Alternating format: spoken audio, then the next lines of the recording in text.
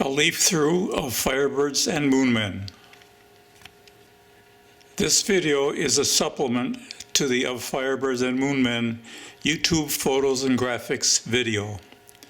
It is intended to give a visual sense of pace and tempo of the material content and its distribution.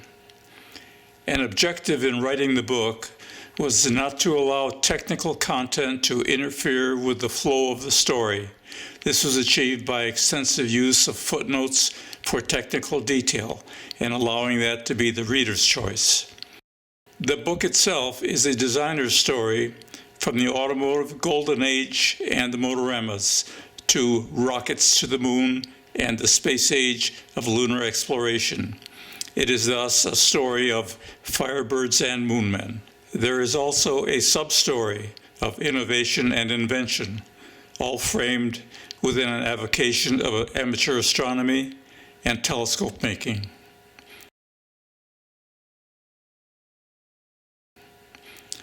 The Firebird 3 and lunar rovers are central to the book, yet the story is of the chances and circumstances that brought them all together.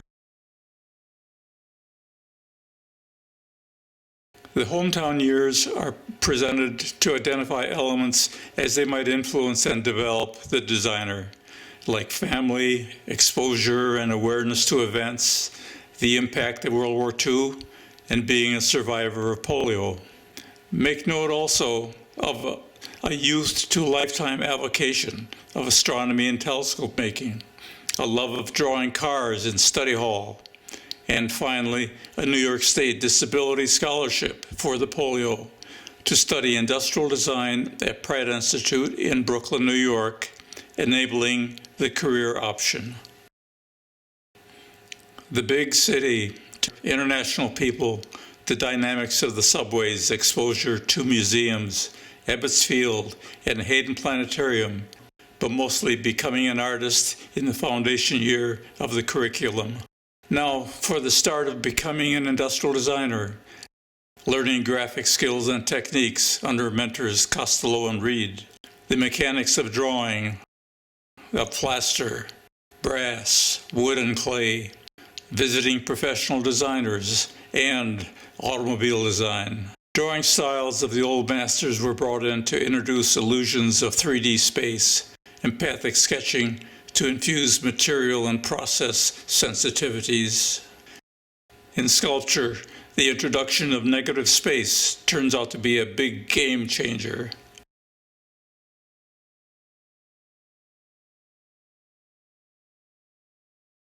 With the pause and a tempo, on the right, 2 studies. On a whim, a double blister concept car, and below, in my passion for astronomy, a lunar roving vehicle during a total solar eclipse. Little did I realize that the first would become the Firebird 3 and a second a precursor to my future in Santa Barbara.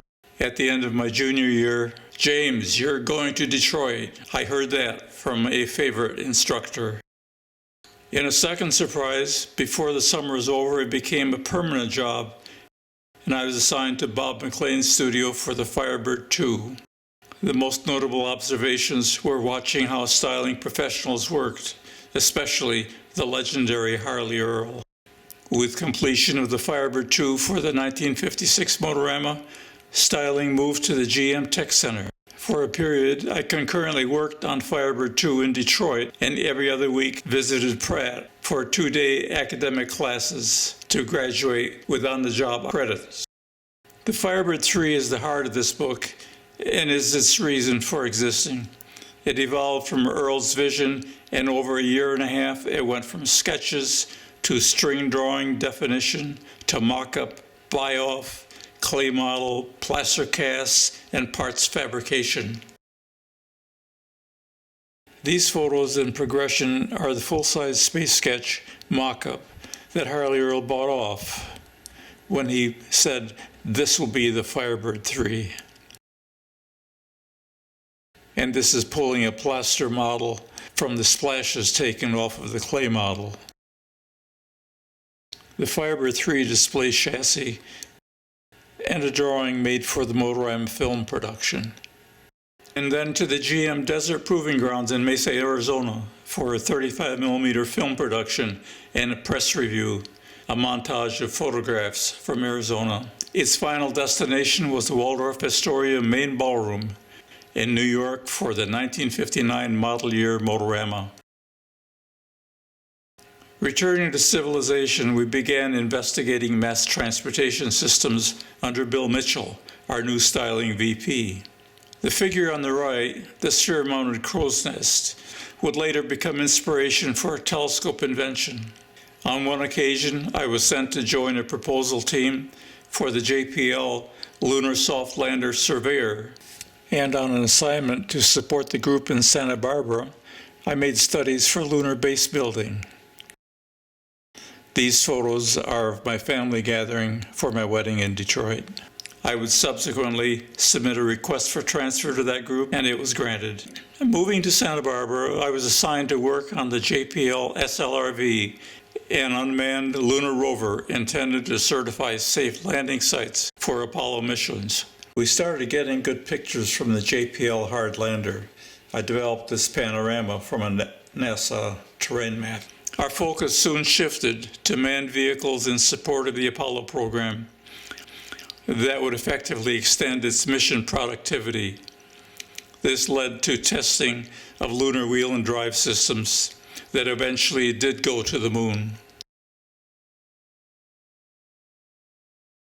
I completed the patent of floating telescope mounting after publicly showing it at the Mecca of Amateur Astronomy in Stellafane. Not long after that, I left GM to accept a position with Sundberg Farrar Industrial Designers to work on the L1011 on their interiors. The epilogue summarizes and ties up loose ends. My next job, going to Rohr Industries for mass transit systems, moving to Rohr Marine for advanced surface effects ships, SESs, and finally into an R&D advanced design aerospace career with gas turbine engine nacelles, the latter following mergers with Goodrich and then United Technologies Aerospace Systems.